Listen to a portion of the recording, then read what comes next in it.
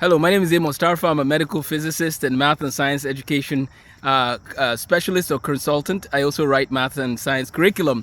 The main one now we have is called Counting to Calculus, which takes students from basic math all the way to calculus in as little as 3 years or less if they want. So basically you can have 7th, 8th or 9th graders doing calculus if their algebra and geometry and trig are intact, which is again how we teach. We don't teach based on grade level, we teach based on mastery level, right? My curriculum can be used in conjunction with other people's curriculum. So for example, if you're using Denison math or Singapore math, you can use my curriculum as an enrichment, or you can use it as your main course. One of the main things I emphasize is note taking. And so we've created workbooks for people to use to take notes on each of the concepts that they're learning, as well as a reference chart at the end of the notebook. So our first volume is coming out in the next week or so. You can order it from Amazon, or you can email me at amosthemathguy@gmail.com if you want me to send you a signed copy with some nuggets, right? amosthemathguy@gmail.com. In this video, I want to talk to you briefly about how math should be taught. How math should be taught. Now, I'm not perfect, nobody's perfect, but what I mean by how math should be taught is when I look at the life of Isaac Newton and James Clerk Maxwell and some of the top mathematicians, I notice a pattern in how they learn math. And I want to encourage families to encourage their kids to learn math that way. So first of all, your kids need to know that math is doable and gettable. They should never think of themselves as not having the math brain. The math that they learn in K-12 math is gettable. It's doable, okay? It just, now they have to look at how are they practicing? What are the techniques that they're using? The other thing that is important is teaching the history of math and the applications of math. Now, you tell somebody to learn a concept without telling them why. Sometimes that's difficult for them to envision. So we need to give them the context for why they're learning what they're learning.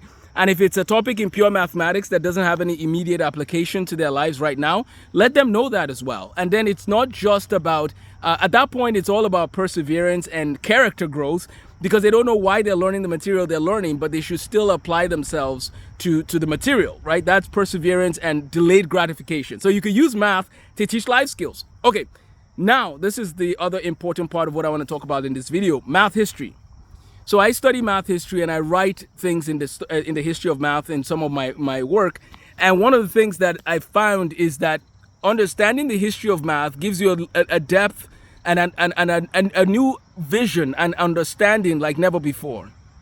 So 1687 is a very important year in the history of math and science. That's the year that Newton's Principia came out. Sir Isaac Newton, the famous mathematician born in Woolsthorpe, England, who went to Cambridge University and went to study law because he hadn't yet finished his work, right? So it wasn't like Newton was going to go study physics because Newton hadn't done what Newton was going to do, right?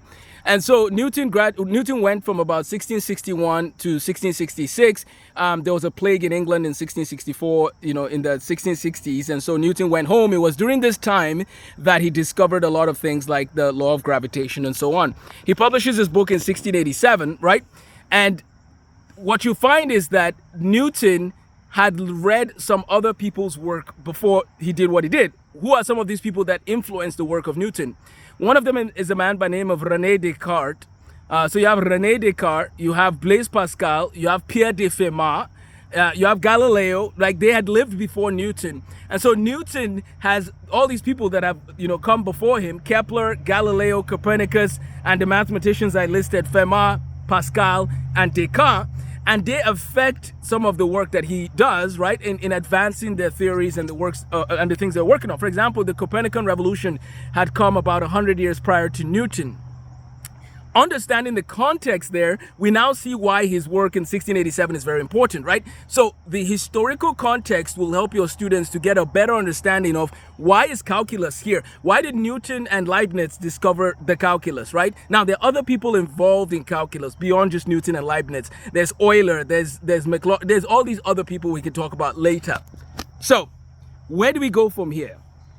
I believe we need to teach the history of mathematics to every student. Every student should know, why am I learning this? What is the point? Where am I going? Like, how does this apply to my life? Because as they learn this, it might even help them figure out what to do with their lives, right?